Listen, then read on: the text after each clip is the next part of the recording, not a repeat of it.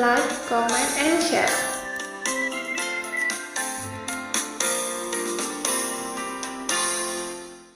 Hi millennials, Assalamualaikum and welcome back to your online TOEFL class at Millennial Academy. I'm so glad today because we're going to be talking about a new lesson. So it's about the noun clauses. Oke, kita sudah memasuki babak yang baru di materi structure TOEFL kita. Mulai dari sini materi-materi kita akan mulai sedikit kompleks karena kita sudah berbicara masalah clause. Sebelumnya sudah kita bicara tentang adverb clause, and then today we're gonna be talking about the noun clauses. Now, as Mr. Mail explained in the previous video, that a noun can serve as a couple of different functions. So a noun can be, of course, a subject of the sentence. And then a noun can be an object, sure, can be an object or can be a complement of a sentence. Okay, so setidaknya ada dua fungsi utama daripada noun clause. Sama halnya seperti dengan noun, karena noun clause dengan noun pada dasarnya hanya berbeda model saja, namun dari segi function atau fungsi mereka sama saja.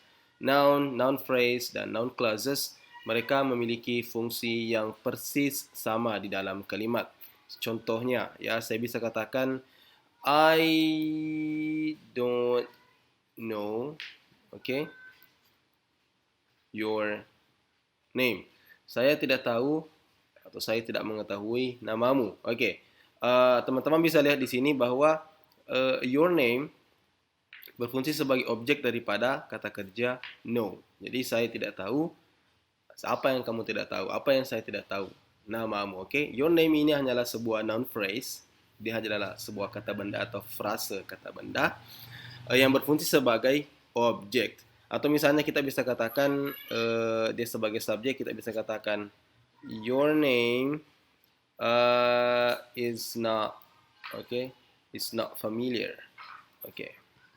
Nah, teman-teman bisa lihat lagi di sini bahwa kata your name atau noun phrase your name ini kembali berfungsi sebagai subjek. Tadi sebagai objek, sekarang sebagai subjek.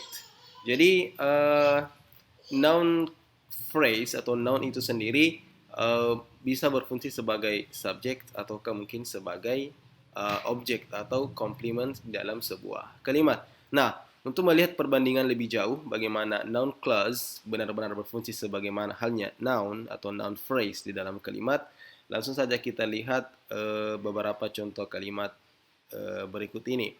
Yang pertama, saya punya kalimat I don't know if he comes to the party. Nah, perhatikan teman-teman, di sini ada I yang mana merupakan subjek, ya, and then we have don't know. Kita anggap ini adalah rangkaian daripada verb kita. Nah, di sini ada subjek yang lain dan di sini ada verb yang lain. So lagi-lagi sebagaimana hanya kemarin adverb clause, ternyata noun clause ini juga merupakan subordinate, ya, subordinate clause atau klausa cabang, klausa yang tidak bisa berdiri sendiri. Dan sama juga dengan adverb clause kemarin dari segi bentuk, ya. Dia juga memiliki konektor tepat di tengah-tengah dua klausa. Jadi klausa pertama kita I don't know dan klausa kedua kita adalah he comes to the party. Ya, di tengahnya ada selama ini kita istilahkan konektor, ya. Beberapa buku memberikan istilah marker, ya. So don't confuse with the I don't want to confuse you with the terms.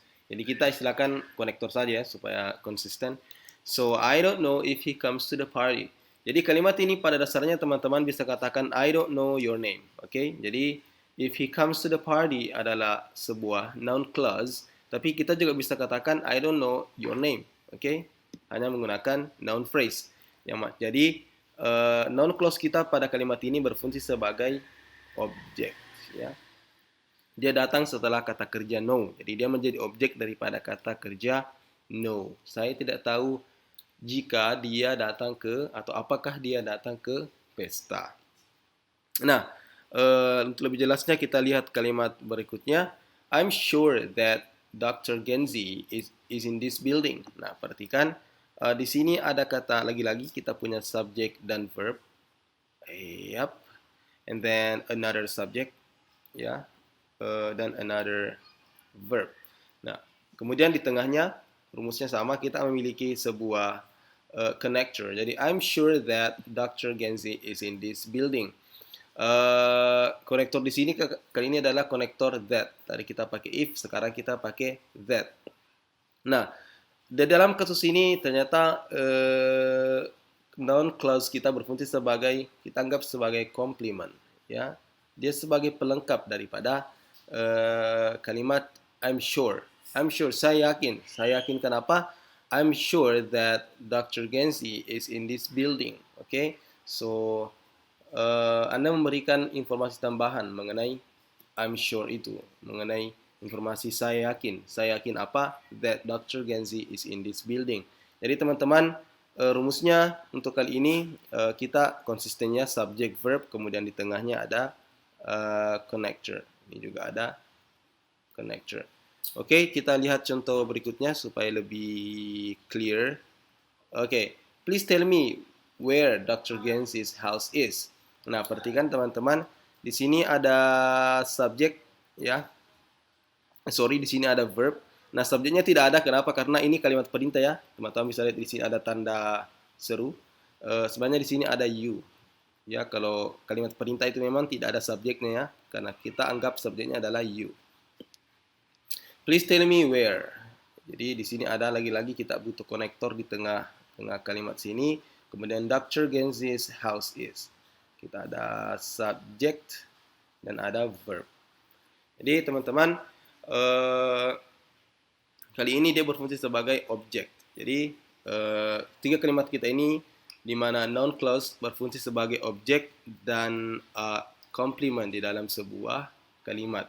Jadi kalau semua noun clause yang ada di sini sebenarnya bisa kita ganti dengan noun phrase, ya, noun phrase saja untuk membuktikan bahwa memang fungsi daripada noun clause and noun phrase, the function is exactly the same. The form is different, but the function is completely the same. Oke, lanjut kita melihat kasus yang lain. Di sini ada beberapa kasus yang berbeda. Perhatikan teman-teman. I don't know what is her name. Nah, kalimat ini adalah kalimat yang kurang tepat. Kenapa? Karena teman-teman bisa lihat di sini ada kata I sebagai subjek, ya, kemudian verb don't know, ada konektor, ya. The problem is her name adalah subjek, sedangkan is adalah verb. Ya, seharusnya formulasinya tadi adalah subjek, verb, ya, kemudian ada konektor, kemudian subjek dan verb lagi. Nah, di sini the problem is the verb comes before the subject and it is not justifiable. Okay, so you should not put the verb before the subject. Jadi kalimat ini, noun clause ini adalah noun clause yang salah, yang seharusnya berbunyi I don't know what her name is. Jadi di sini ada subject verb and then connector and then her name as a subject and is as a verb. Jadi urutannya harus subject verb, connector, subject verb. So ya, ini perlu diperhatikan teman-teman. So even though we use what, when, why, how and the other question words as a connector, it doesn't mean that it is a question, okay? Jadi meskipun di sini ada kata what, ini bukan berarti kalimat kita adalah pertanyaan, karena what di sini bukan kata tanya tapi berfungsi sebagai connector. Jadi I don't know, saya tidak tahu apa atau siapa namanya. Okay? So this is not a question. Kalau tadi teman-teman katakan what is her name, so it is a question and it's wrong. So noun clause tidak bisa membentuk pertanyaan. Kita coba lihat contoh yang lain supaya lebih jelas, ya.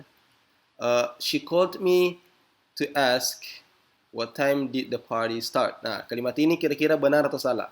Ya, I give you 5 seconds to decide. Oke, benar sekali, ya. Kalimat ini adalah kalimat yang salah. Kenapa? Karena perhatikan di sini ada she, ada verb called, and then we have the connector what? Oke, But the problem is kita ada did di sini sebagai verb dan the party sebagai the party sebagai subject. Jadi ini lebih tepatnya helping verb ya, kata kerja bantu karena start adalah kata kerja utamanya. Nah, ini adalah model kalimat yang salah. Kenapa? Karena noun clause-nya membentuk pertanyaan. Nah, tadi noun clause tidak boleh membentuk pertanyaan. Dia tidak boleh membentuk pertanyaan meskipun menggunakan kata tanya.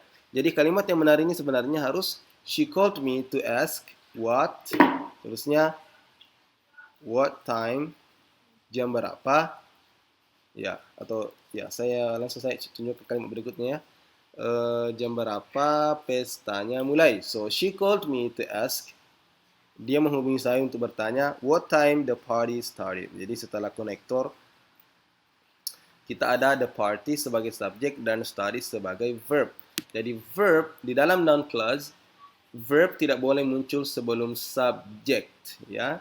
Verb tidak boleh muncul sebelum subject dan kita juga tidak boleh membentuk yang namanya question. No, ya meskipun kita menggunakan question word. No, never ever made a question using a noun clause. Okay, I think it's clear enough. Ini banyak sekali kesalahan teman-teman. Di mana orang membentuk, ini salah satu kesalahan yang paling lumrah, orang membuat noun clause but they end up making a question which is not acceptable. Okay. Nah, kita lihatlah beberapa kasus lain. Di sini ada fungsi yang lain daripada noun clause ya. Oke, tadi kita sudah bahas noun clause sebagai objek dan sebagai complement. Nah, sekarang kita lihat bagaimana noun clause berfungsi sebagai yang lain ya. Ada fungsi lain daripada noun clause. Nah, perhatikan. When the meeting will be held has not been decided. Nah, perhatikan teman-teman, kata yang saya warnai orange ini adalah noun clause. Buktinya apa? Di sini ada konektor when.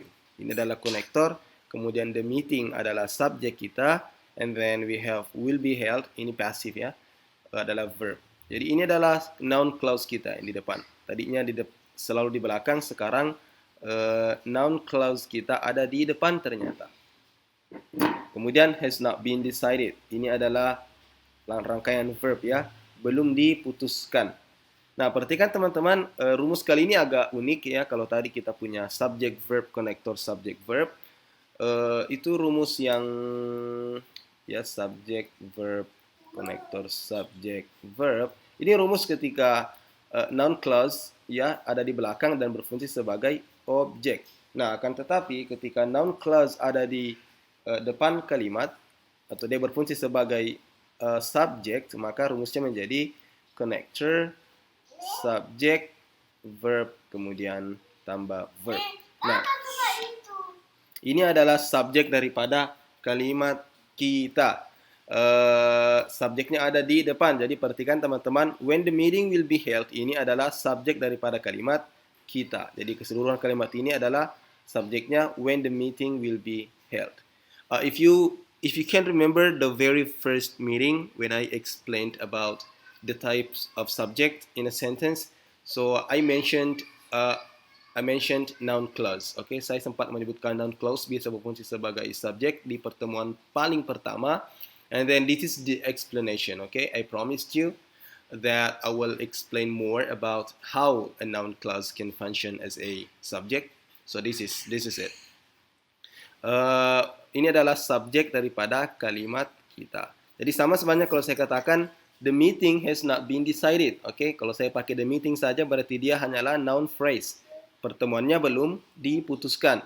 But if I say when the meeting will be held, saya memberikan informasi yang lebih. Kapan rapatnya akan diadakan? Belum diputuskan. Okay, it is not decided yet. Jadi datang dulu noun clause-nya sebagai subjek, kemudian muncul verb daripada kalimat kita. Jadi ini adalah subjek daripada kalimat kita. Okay. Kita lihat contoh berikutnya supaya lebih jelas ya teman-teman. Why he didn't come to the conference is a big question. Sorry, sebenarnya di sini ada artikel A. Why he didn't come to the conference is a big question. Ya, jadi why konektor kita, kemudian kita punya subject, kemudian kita punya verb. Ini adalah rangkaian daripada subjek kita atau noun clause dalam kasus ini berfungsi sebagai subjek. Jadi, kenapa dia tidak datang ke konferensinya adalah sebuah pertanyaan yang besar. It's a big question. Okay? Jadi, is adalah verb daripada kalimat. Jadi, CSV, and V. Ini ketika noun clause berfungsi sebagai subjek. Okay, the last one. That the earth is round has been challenged by the flat earth community. Sama dengan yang sebelumnya tadi, dua sebelumnya. Di sini ada that sebagai connector, and then the earth sebagai subject, and is sebagai verb. Bahwa bumi itu bulat, okay, ini adalah subjek. Bahwa bumi itu bulat has been challenged, ya, telah ditentang atau telah dibantah oleh komunitas ya flat earth community, ya. Ada komunitas yang mempercayai bahwa bumi ini datar. Okay, so lagi-lagi di sini noun clause kita berfungsi sebagai subjek daripada kalimat kita. Oke, so teman-teman, sebagai kesimpulan bahwa noun clause itu adalah sebuah subordinate clause, klausa cabang yang tidak bisa berdiri sendiri dan wajib memiliki yang namanya yang namanya connector. Ini wajib hadir di dalam sebuah noun clause. Yang setelahnya juga wajib ada subjek dan verbnya. Okay, kemudian mengenai function.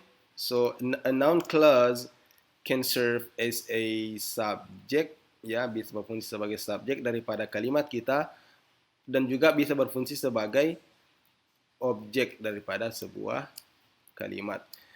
Kemudian another thing is never ever make never, ya.